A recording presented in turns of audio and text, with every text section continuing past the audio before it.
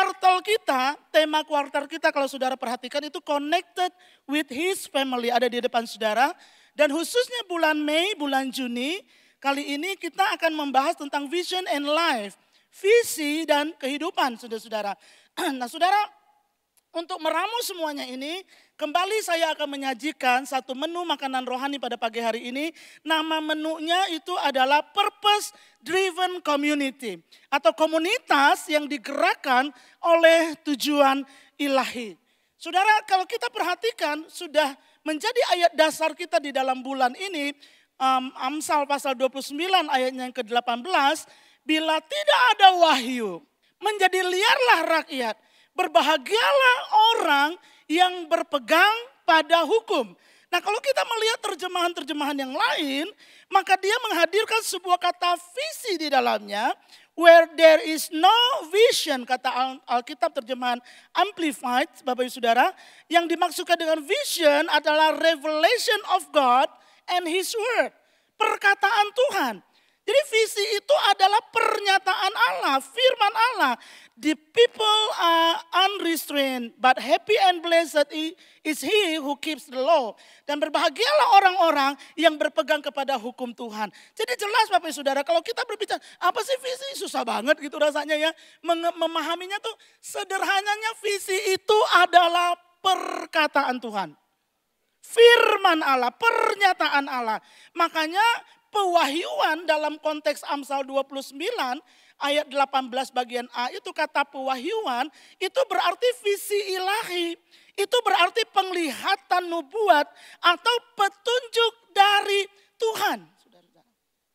Kemarin saya bilang petunjuk dari bumi aja kita udah seneng. Siapa yang tertolong dengan Google Map? Hah? Siapa yang tertolong dengan Google Map? Saya sangat tertolong saudara. Walaupun seringkali kesasar juga Google Maps. Jadi saya kalau datang ke satu daerah sebelum saya naik Grab atau saya sewa mobil, saya tanya dulu, Google Map-nya bagus nggak di sini? Ya, saudara saya pernah waktu di Pulau Bintan itu bawa mobil mau ke gereja teman, nggak tahu nyasar ke ujung Pulau Bintan yang mana, saudara-saudara. Jauh luar biasa.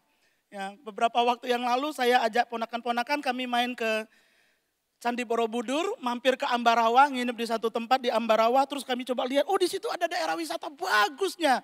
Daerah wisata itu karena hamparan padi dan bagus pemandangan saudara. Jadi kami nyetir, nyampainya kemana? Kuburan. Ponakan saya ada satu suka iseng yang, maaf kami nyasar, maaf numpang lewat katanya gitu ya. Rupanya tempat rekreasinya itu cuma di gang sebelahnya. Sudah. Jadi gang kecil sama gang kecil itu Google nggak bisa baca, sudah. Karena itu keterbatasan. Kita bahagia dengan adanya Google. Nah sekarang petunjuk dari Tuhan. Allah yang menciptakan langit dan bumi.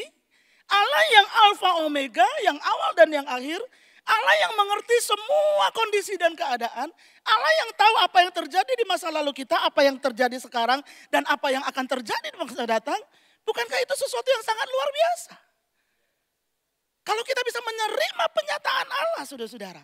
Jadi dalam konteks perjanjian lama, ini sering merujuk kepada pesan Tuhan yang disampaikan kepada melalui nabi, saudara-saudara. Abram menerima visi menjadi bangsa yang besar, berkat bagi segala bangsa. Yusuf menyelamatkan banyak orang melalui kepemimpinannya di Mesir. Musa, dia mendapatkan visi untuk membebaskan orang Israel keluar dari tanah Mesir menuju ke tanah Kanaan. Nehemia mendapat visi dari Tuhan membangun kembali tembok Yerusalem yang rubuh. Yesaya mendapat visi dari Tuhan untuk menjadi juru bicara kepada bangsa yang memberontak. Yeremia mendapat visi dari Tuhan untuk menjadi nabi bagi bangsa-bangsa sekalipun dia masih muda. Jadi pada zaman perjanjian lama, visi merujuk kepada pesan Tuhan yang disampaikan melalui nabi, saudara-saudara. Dan kita perlu mengerti, kalau demikian, kenapa pentingnya visi? Firman Allah jelas bilang, tanpa visi umatku binasa. Apa yang dimaksud dengan binasa? Binasa itu tidak memiliki kendali diri. Binasa itu tidak memiliki arah. Binasa itu karena tidak memiliki tujuan. Hidup tanpa disiplin rohani. Hidup tanpa batasan moral. Kehidupan yang tidak dituntun oleh kehendak Allah pasti binasa, saudara-saudara. Oleh sebab itu visi menjadi begitu penting, saudara-saudara. Nah kalau kita lihat di dalam perjanjian baru, apa yang mendaratkan visi saudara-saudara? Dalam konteks perjanjian baru dapat dipahami bahwa visi adalah penyataan kehendak Allah yang menuntun umatnya sesuai dengan tujuannya melalui siapa? Yesus Kristus dan kuasa Roh Kudus. Jadi visi adalah penyataan kehendak Allah melalui Yesus. Jelas karena Ibrani pasal 1 ayat 1 dan 2 mengatakan pada zaman dulu perjanjian lama maksudnya, pada zaman dahulu Allah berulang kali dan dalam berbagai cara berbicara kepada nenek moyang kita dengan perantaraan nabi-nabi, tetapi pada zaman akhir. Jadi zaman akhir itu tidak mulai dari sekarang ya, dimulai pada saat Yesus itu sudah zaman akhir. Tetapi pada zaman akhir ini ia telah berbicara kepada kita dengan perantaraan anaknya. Makanya Ibrani dalam pasal yang ke-12 mengajarkan kepada kita bahwa dalam menjalankan kehidupan kita sehari-hari, marilah kita melakukannya dengan mata yang tertuju kepada Kristus. Yang memimpin kita di dalam iman. Mata kita diarahkan kepada Kristus. Penglihatan kita, visi kita harus diarahkan kepada Kristus. Karena dia adalah visi yang Allah berikan kepada kita di dalam dunia ini untuk menuntun seluruh kehidupan kita. Saudara. Jadi ini sangat jelas Bapak Saudara. Oleh karena itu kehidupan orang percaya jika dia memiliki visi yang sejati harus berpusat kepada Kristus mata. Berpusat kepada siapa Yesus, berpusat kepada kehendak Kristus, berpusat kepada tujuan Kristus, berpusat kepada agenda Kristus. Dan tidak boleh kehilangan itu saudara-saudara. Ketika kehidupan kita orang percaya beralih pusatnya, beralih senternya, maka kita sedang kehilangan arah di tengah-tengah kehidupan di dalam dunia ini. Itu sangat jelas Bapak Saudara. Oleh sebab itu kita perlu tahu apa yang menjadi visi Yesus untuk gerejanya diturunkan lagi saudara-saudara. Apa yang menjadi visi Yesus ketika dia membangun gereja di atas muka bumi ini. Matius pasalnya yang ke-16 ayat 18. Dan aku pun berkata kepadamu, engkau adalah Petrus. Dan di atas batu karang ini aku akan mendirikan jemaatku dan alam maut tidak akan menguasainya. Itu visi Yesus untuk kita. Menjadi gereja yang kuat, menjadi tubuhnya yang kuat, sampai alam maut tidak mampu menguasai kita. Jadi saudara kalau kita perhatikan, Tuhan memberikan sebuah janji dalam Matius ini. Dia katakan, aku akan. Nah, ini kata-kata yang sangat-sangat menekankan sebuah kehendak. Kata-kata yang sangat menekankan sebuah niat. Kata-kata yang menekankan sebuah rencana awal. Jadi ketika Yesus mau bangun gereja, apa yang ada di dalam pikirannya? Gereja seperti apa ketika dia hendak membangun jemaatnya?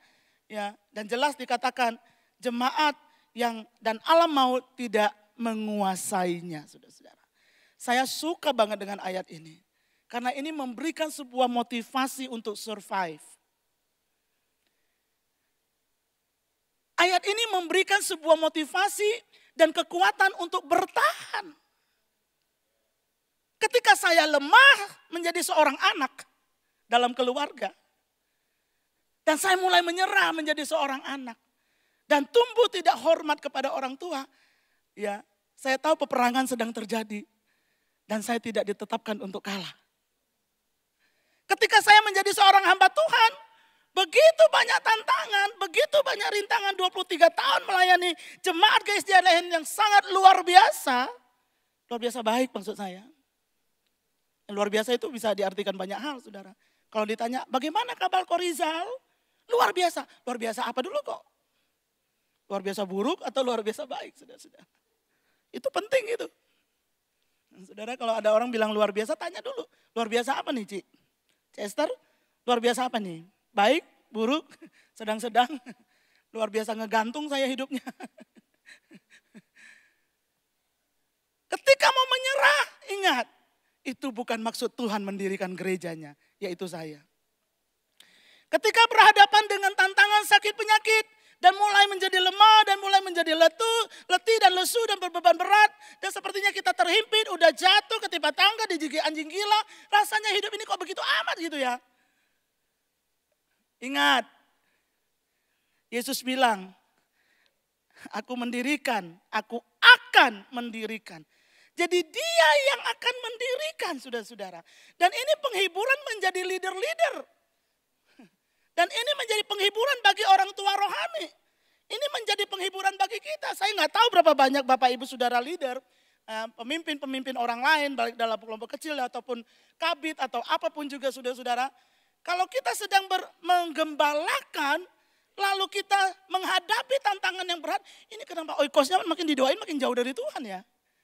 Makin didoain, makin dijangkau, makin diusahakan, kok dia penyembahan berhalanya semakin kencang ya. Kok dia kedukunnya yang tadinya sebulan sekali sekarang jadi setiap hari ya. Ekstrimnya begitu saudara-saudara. Kok didoakan kayaknya tambah jauh. Saudara, saya mau encourage kita semua dengan janji Yesus. Dia yang akan membangun gerejanya. Dia yang akan memberikan pertumbuhan kepada benih doa yang kita tabur, benih uang yang kita tabur, benih usaha yang kita tabur. Jangan discourage. Jangan, ya udahlah, mau mati silakan, mau hidup silakan, terserah lo gitu. Dan kita menjadi apatis, saudara-saudara. Yang repotnya adalah menjadi apatis dan sudah tidak berharap lagi. Berapa banyak yang mengerti, katakan amin.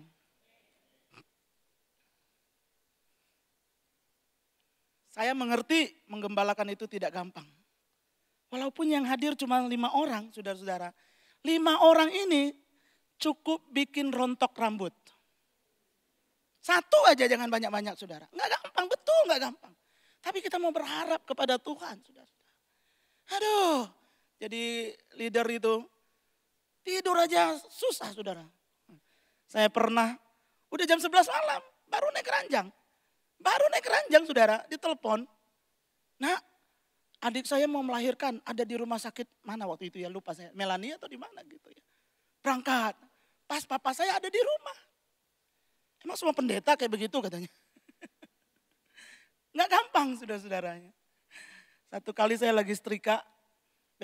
Besok pagi mau berangkat ke Turki waktu itu bawa grup. Saya setrika udah tengah malam saudara. Karena mesti beresin kerjaan rumah sebelum berangkat saudara.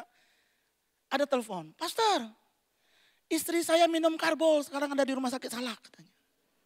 Saudara, saya kabur ke rumah sakit Salak tengah malam. Gimana Pak? Udah gitu dia. Udah gitu dompetnya ketinggalan, nggak ada uang cash di Salak, nggak bisa terima kartu ATM waktu itu nggak bisa debit, sudah. Waduh, tengah malam. Siapa yang ngerti kesusahan kita? Dan seringkali Tuhan kenapa kayak begini?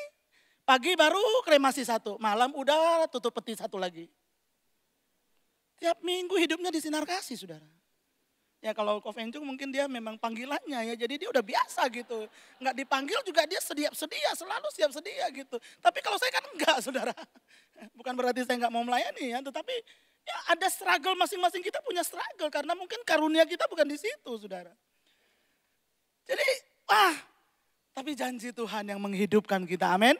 Yesus bilang, aku akan mendirikan gerejaku. Jadi dia yang akan mendirikan, kita cuma alat saja melakukan apa yang menjadi bagian kita, saudara-saudara. Biar ini menjadi penghiburan bagi kita semua, saudara-saudara. Dan dengan kata-kata ini Yesus berjanji untuk mendirikan gerejanya berlandaskan kebenaran dari pengakuan Petrus, saudara-saudara. Nah banyak argumentasi ini yang Yesus maksudkan ini apa ya? Sampai-sampai ada aliran yang percaya bahwa Petrus itu dia yang dimaksudkan batu karang itu saudara-saudara. Ya, kalau saudara ke Israel ada satu gereja itu memang dibangun dan itu memang mereka percaya itu Petrus, itu gereja Petrus. Karena disinilah Yesus berbicara bahwa aku akan membangun gerejaku dan dia berbicara kepada Petrus. Tapi sebenarnya dalam frase ini ada permainan kata yang Yesus bikin di sini ya. Kalau kita perhatikan dalam ayat ini Yesus mengadakan permainan kata, dia menyebut muridnya itu Petrus, dalam bahasa asli Yunaninya itu Petros, yang artinya sebuah batu kecil. Namun ia melanjutkan dengan mengatakan di atas batu karang ini yang dia pakai katanya itu adalah Petra. Petros dan Petra itu dua hal yang berbeda. Yang satu batu kecil, yang satu batu karang yang sangat besar. Yaitu dirinya sendiri yang adalah kebenaran. Yang adalah kebenaran. Yesus, engkau adalah kebenaranku. Jadi Bapak Saudara, dia sedang mengatakan bahwa setiap iman, setiap jiwa orang percaya yang kehidupannya dibangun di atas kebenaran, maka dia adalah yang tidak tergoyahkan. Makanya jemaat Tuhan harus dibangun di atas kebenaran untuk menjadi gereja yang kuat, yang alam maut sekalipun tidak dapat menguasainya, saudara-saudara. Bagaimana untuk kita hari-hari ini? Bagaimana kita membangun gereja yang kuat? Bagaimana Yesus membangun gereja yang kuat? Yesus menebus kita, Yesus memberikan kita kuasa, Yesus memberikan kita karunia, dia memberikan kita juga janji-janjinya. Dan ini yang saya mau bahas berhubungan dengan tema kuartal kita. Dia memberikan kita keluarga. Keluarga rohani. Komunitas orang percaya atau yang kita sebut dengan gereja, saudara-saudara. Efesus 2 ayat 19 mengatakan demikianlah kamu bukan lagi orang asing dan pendatang, melainkan kawan sewarga dari orang-orang kudus dan anggota-anggota keluarga Allah. Bilang kita keluarga loh sama sebelah. Kita keluarga loh. Anggota keluarga Allah. Jadi Bapak Ibu Saudara yang kekasih di dalam Tuhan, karena tujuan Tuhan yang ilahi itu yaitu membangun tubuh Kristus yang kuat di dalam dunia ini, maka kita tidak sembarangan membangun komunitas. Kita membangun komunitas sel. Bukan karena beberapa gereja bertumbuh dengan pesat dengan pola ini, saudara-saudara. Yoido-Full Gospel di Korea. Jumlah kelompok selnya 25.000, saudara-saudara.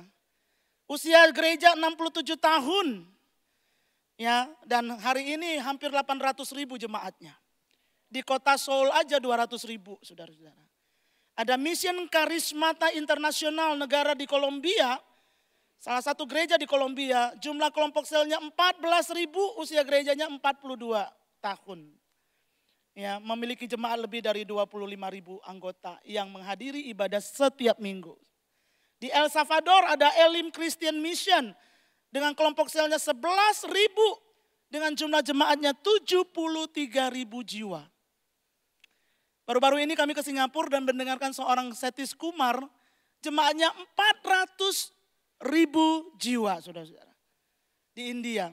Ada lagi Pastor David Mohan dengan jumlah jemaatnya 35.000 jiwa.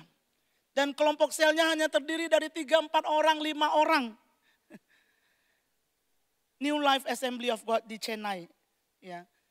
Beberapa tahun yang lalu, saya, Pastor Arif dan Pendeta Jenus waktu itu berkunjung dan belajar di sebuah konferensi sel di Korea, gereja Sarang Community Church. Pada waktu itu, jemaatnya 80.000, usia gerejanya 38 tahun pada waktu itu. Dan kami hadir di dalam kelompok-kelompok kecil mereka. Dan itu wow, saudara-saudara. Ya, kalau diterapkan di Indonesia kayaknya agak sulit memang caranya ya, bukan pola selnya, tapi caranya. Kenapa? Jemaat duduk di sekitar meja makan, ya, ada buku tulis, ada Alkitab, buku Alkitab di situ. Ya, orang Indonesia nggak punya biasa mencatat seperti itu, saudara. Tapi itu sesuatu yang baik untuk dipertimbangkan. Nah, saudara, jadi komunitas orang percaya itu harus menjadi komunitas yang digerakkan oleh tujuan ilahi. Divine Purpose Driven Community.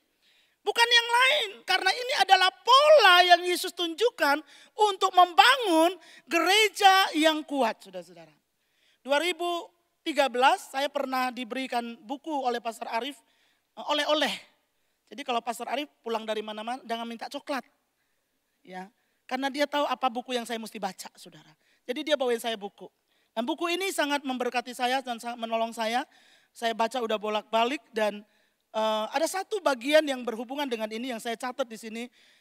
Larry Crabb, seorang pengkhotbah hamba Tuhan penulis buku yang sangat luar biasa dalam konferensinya tentang soul care menyebutkan bahwa komunitas terbaik terjadi dalam kelompok kecil.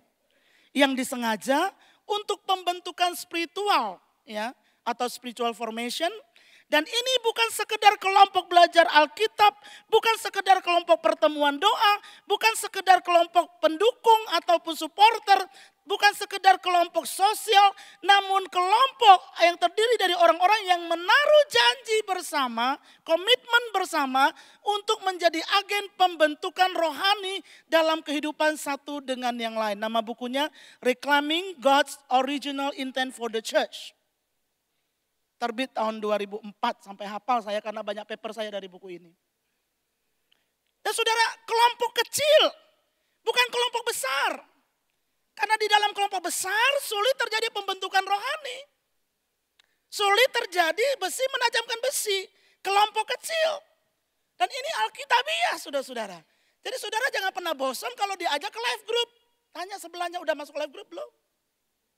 Yuk ikut live group. Bukan kelompok besar tetapi kelompok kecil. Kelompok kecil ini polanya sudah ada dari zaman perjanjian lama. Kalau kita baca dalam Keluaran pasal yang ke-18 itu, bagaimana Musa memimpin hampir 600.000 laki-laki keluar dari Mesir pada waktu itu, kalau ditambah istrinya, kalau dia KB, anaknya 1 atau 2, ya sekitar 2 juta orang. Lalu hikmat Tuhan datang kepada Yitro mertuanya dan mengatakan kepada Musa, kalau kita bisa lihat nggak ada ayatnya di sini, tapi saudara catat Keluaran 18 ayat 21. Di samping itu kau carilah dari seluruh bangsa itu orang-orang yang cakap dan yang takut akan Allah, orang-orang yang dapat dipercaya dan yang benci kepada pengejaran suap. Tempatkanlah mereka di antara bangsa itu menjadi pemimpin 1.000 orang, pemimpin 100 orang, pemimpin 50 orang, pemimpin 10 orang, garis bawahi 10 orang. Yesus punya murid berapa? 12. Kelompok yang kecil. Lalu dalam perkataannya Lukas pasalnya yang 12 ayat 32 Yesus bilang begini. Janganlah takut hai kamu kawanan kecil. Karena Bapamu telah berkenan memberikan kamu kerajaan itu. Kelompok kecil. Saudara kalau lihat angka-angka yang muncul dalam pelayanan Tuhan Yesus, itu angka-angka cilik. Yesus punya yang paling dekat berapa? 3 orang. Di atas 3 orang dia punya yang 12 orang. Di atas 12 orang yang disebutkan lagi 72 orang yang diutus. Di atas 72 orang yang diutus ada lagi yang 120 orang di atas loteng Yerusalem, bukan loteng Yeriko, karena ada yang kecepatan ngomongnya loteng Yeriko. Yeriko nggak punya loteng, adanya tembok. Ya. Loteng Yerusalem. Ya. Di atas 120, angka 120, ada angka 500 orang yang menyaksikan Yesus waktu dia mau naik ke sorga. Jadi kalau kita urutin angka-angka tersebut, Bapak Saudara, bukan kelompok besar seperti ini. Bilang sama orang sebelah lagi, bukan kelompok besar kayak begini, bukan. Komunitas kecil lah yang menjadi tempat pembentukan kita menjadi gereja yang kuat, yang alam maut sekalipun tidak dapat menguasainya. Saudara, saya sangat excited dengan kelompok kecil. Karena buat saya kelompok kecil itu bukan masalah jabatan, saya menjabat sebagai ini dan itu baru saya di kelompok. Enggak, kelompok kecil itu adalah gaya hidup. Kalau kita mau jadi orang Kristen yang kuat, kalau kita mau jadi orang Kristen yang bisa bertahan di dalam kesulitan, bangkit di dalam kesulitan kita perlu ada di dalam kelompok kecil. Ada contohnya enggak banyak, tapi satu aja saudara.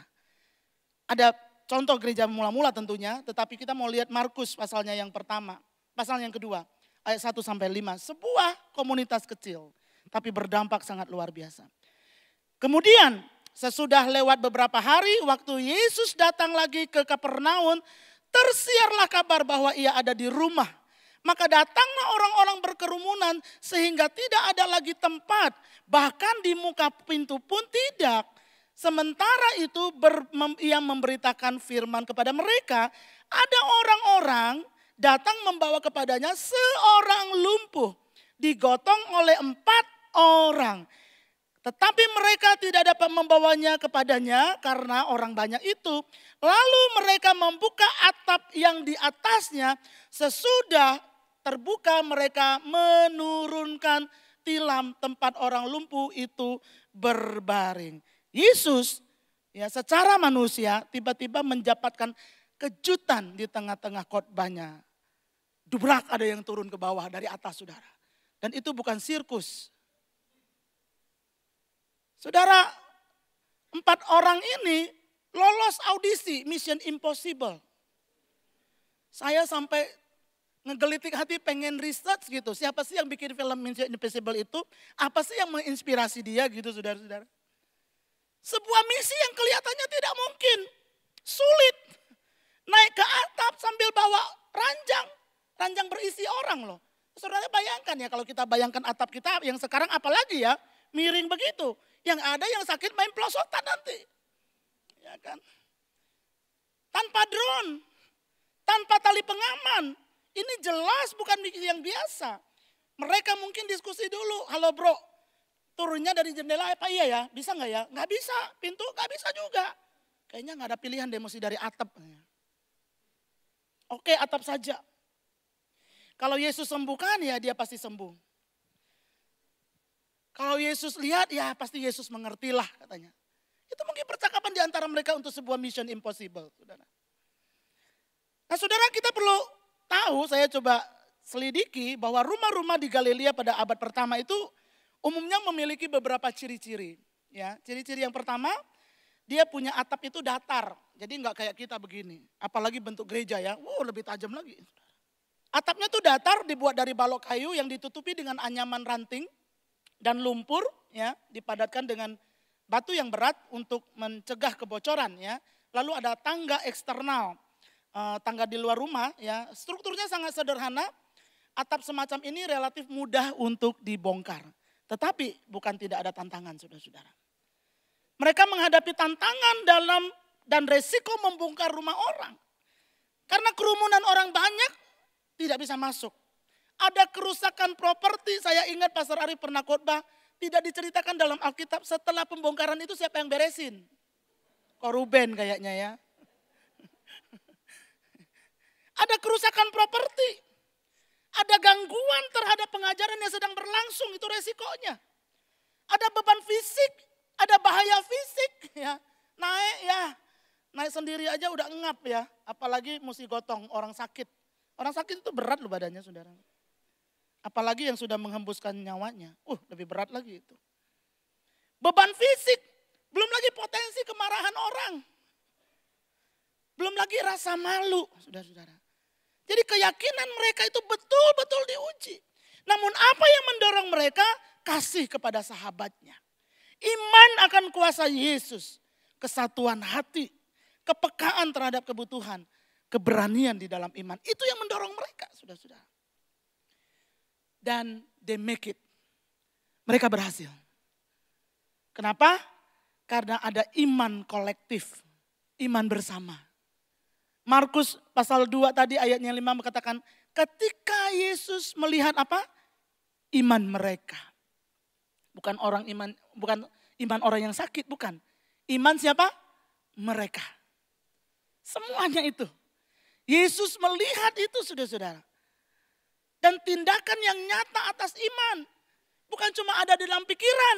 Bukan cuma kasih saran, maaf. Tapi bertindak dengan iman. Ada aksinya.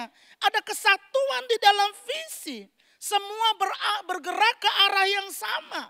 Membawa orang sakit kepada Yesus. Dan mereka tidak fokus kepada hambatan. Tapi mereka fokus cari solusinya. Mengutamakan kebutuhan orang lain di atas kenyamanan pribadi saudara-saudara. Dan inilah purpose driven community. Divine purpose driven community. Tidak berpusat kepada diri sendiri. Dan itu yang harus dibangun saudara. Apakah kita harus melupakan diri kita sendiri? Ya, to some extent. Ya, situasi-situasi tertentu kita harus lupakan diri kita. Situasi-situasi tertentu kita mesti berjuang untuk iman kita, untuk keperluan kita. Ya, tapi tidak selamanya untuk pribadi kita. Saudara. Karena Tuhan tidak panggil untuk diri kita sendiri. Tuhan tidak berkati kita untuk diri kita sendiri. Tuhan tidak selamatkan kita untuk diri kita sendiri. Tuhan tidak sembuhkan kita hanya untuk diri kita sendiri. Tetapi untuk orang lain saudara-saudara. Apa pelajarannya bagi kita hari ini saudara? Yang pertama, kita perlu bersatu dalam visi. dalam komunitas kita. Bapak Ibu yang ada di gereja lokal, yang ada di dalam life group, bersatu di dalam visi. Tuhan memberikan visi kepada gereja ini melalui Pastor Arif sebagai gembala sidang. 12.000 jiwa yang mau dijangkau di kota ini. Yang mau dimenangkan. Yang akan beribadah di GSJ Bethlehem beserta ekstensi-ekstensinya. Berapa saudara? 12.000 itu sudah pernah disampaikan oleh Pastor Arif dan jangan pernah lupa. Karena itu bukan angka yang datang dari antah berantah. Tapi itu adalah visi yang Tuhan perlihatkan. Aku mau kasih 12.000. Dan kamu harus siapkan orang-orang itu. Jadi bukan sekedar hadir di dalam komunitas. Bukan sekedar kita happy punya perkumpulan. Hang out sana sini. Menikmati semua yang baik hanya untuk diri kita. Tetapi divine purpose community itu berbicara tentang ada agenda Tuhan di dalamnya. Saudara. Karena hanya melakukan agenda Tuhanlah kita menjadi gereja yang kuat, saudara. Yang berikutnya bertindak bersama dan bukan sendirian. Ada hal-hal yang kita bisa lakukan sendiri, tapi percayalah lebih banyak hal yang kita bisa lakukan bersama-sama. Saudara. Lebih banyak saudara. Saudara bayangkan, kita punya seed of faith 4 miliar. Kalau satu orang yang nanggung itu gembor saudara-saudara. Nggak bisa.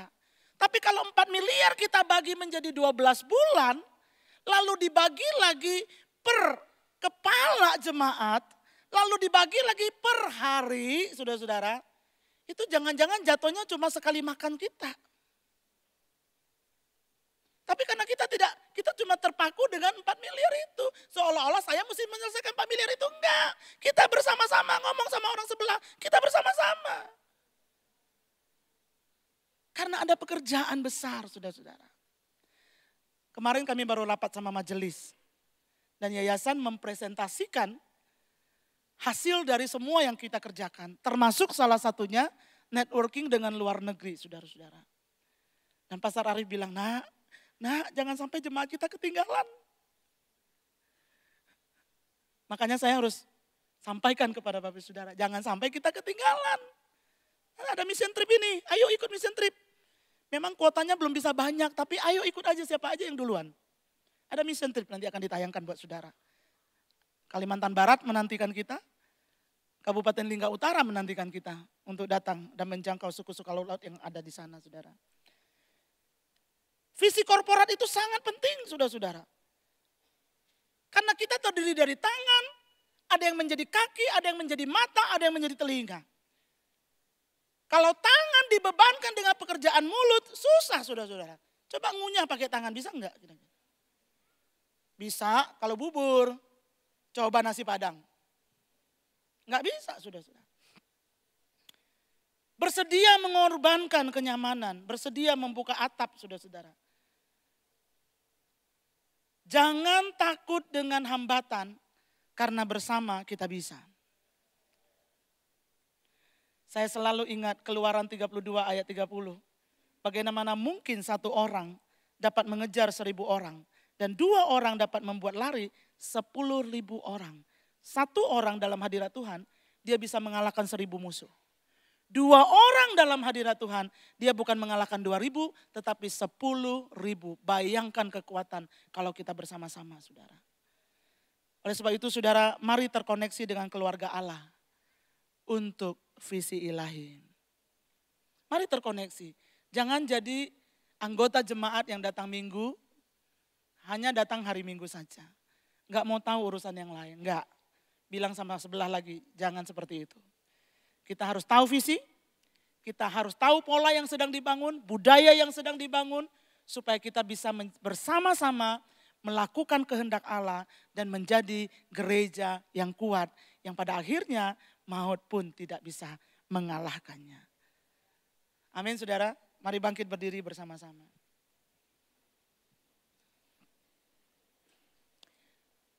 Saya teringat banyak orang lumpuh yang sedang menunggu di gotong untuk bertemu dengan Yesus.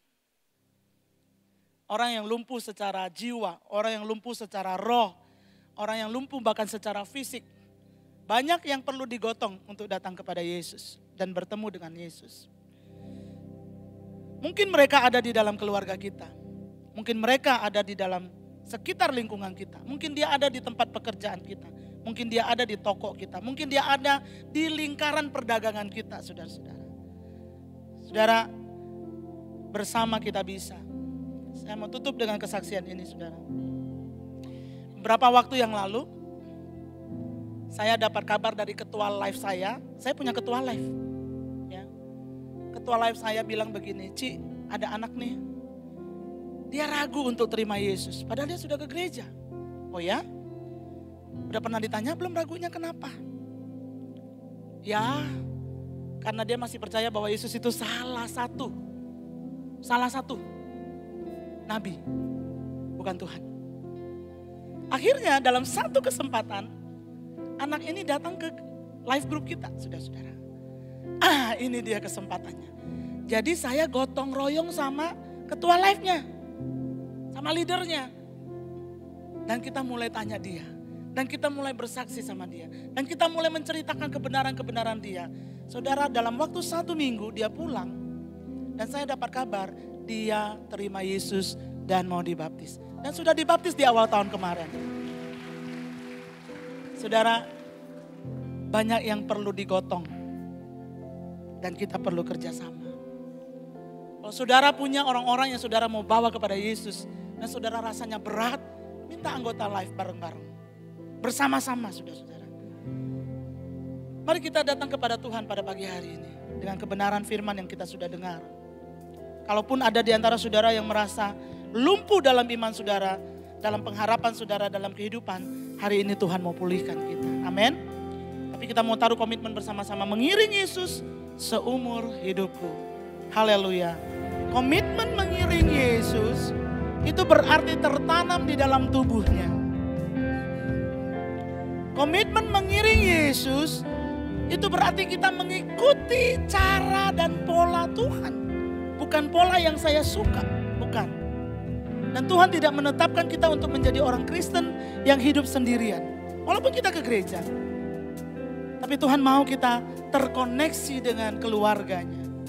Terkoneksi, cara yang paling mudah terkoneksi adalah di dalam live group kita. Jadi saya berdoa pada pagi hari ini, seluruh kita semua, termasuk diri saya. Mengiring Yesus itu berarti mengikuti caranya, mengikuti agendanya. Berdoa kepada Tuhan minta kekuatan hati. Ada banyak halangan untuk bergabung di dalam live group. Kadang-kadang kita merasa diri tidak pantas ada di situ, maaf kata. Saya harus bicara ini. Ya. Kadang-kadang kita merasa, itu orang-orang gak level sama saya. Ngapain saya ada di situ? Saudara, hati-hati. Kita sama semuanya di hadapan Tuhan. Kita adalah anak-anak yang dikasihi. Tuhan berkati jemaat-Mu di dalam nama Tuhan Yesus. Dengan semua komitmen yang ditaruh, aku berdoa, Tuhan berkatilah. Berikan kami kerendahan hati. Berikan kami pengosongan diri seperti Yesus mengosongkan diri. Kami berdoa dan patahkan setiap strategi musuh yang coba menghalangi kami untuk tertanam di dalam keluarga Allah. Kami patahkan di dalam nama Tuhan Yesus. Di dalam nama Tuhan Yesus. Pagi hari ini saya mau berdoa buat beberapa di antara saudara. Saudara terlibat aktif dalam menjangkau jiwa, merawat jiwa, memimpin pertumbuhan orang lain semakin serupa dengan Kristus. Saya nggak bicara jabatan. Ya, kadang-kadang juga ketua live belum tentu melakukan itu. Tetapi saya mau bicara kepada setiap kita yang saudara aktif merawat orang lain. Termasuk ketua live di dalamnya. Aktif merawat orang lain. Dan saudara merasa desperate karena begitu besar tantangannya. Tantangan keluarga, tantangan pekerjaan, tantangan waktu dan lain sebagainya. Dan saudara rasanya mau menyerah. Ingat firman Tuhan tadi. Aku berjanji kata Yesus, aku akan mendirikan. Yesus yang akan memberikan pertumbuhan kepada semua yang kita lakukan. Kalau saudara ada di sini dan saudara merasa berat hari-hari ini, dengan tanggung jawab saudara sebagai orang tua rohani, sebagai leader, ya, ketua bidang, kepala departemen, apapun bentuknya, di rumah saudara dimanapun, angkat tangan saudara kepada Tuhan, dan biar Tuhan akan menuntun kita dan memegang tangan kita. Di dalam nama Tuhan Yesus. Bapak, aku berdoa untuk setiap tangan-tangan yang terangkat pada pagi hari ini. Tuhan tahu kelemahan kami. Tuhan tahu kami tidak sanggup berjalan. Ini adalah pekerjaan kekekalan. Dan kami bertemu dengan begitu banyak tantangan di sekitar kami. Tuhan, aku berdoa supaya setiap tangan yang terangkat, Tuhan pegang tangan kami di dalam nama Tuhan Yesus. Tuhan kuatkan kami pagi hari ini. Urapi kami dengan Roh-Mu yang baru ya Tuhan. Dengan kuasa-Mu yang baru. Perbaharui semangat kami. Karena kami mau melihat sukacita Tuhan yang besar. Sukacita sorga yang besar itu Tuhan. Satu orang diselamatkan. Oh, sorga bersukacita. Dan kiranya sukacita itu turun kepada kami. Untuk berjuang, bertahan. Memperjuangkan kehidupan jiwa-jiwa. Masuk ke dalam kekekalan Tuhan. Di dalam nama Tuhan Yesus Kristus. Aku berdoa, berkatilah anak-anak-Mu. Terima kasih Tuhan, terpujilah Engkau, kekal selama-lamanya di dalam nama Tuhan Yesus.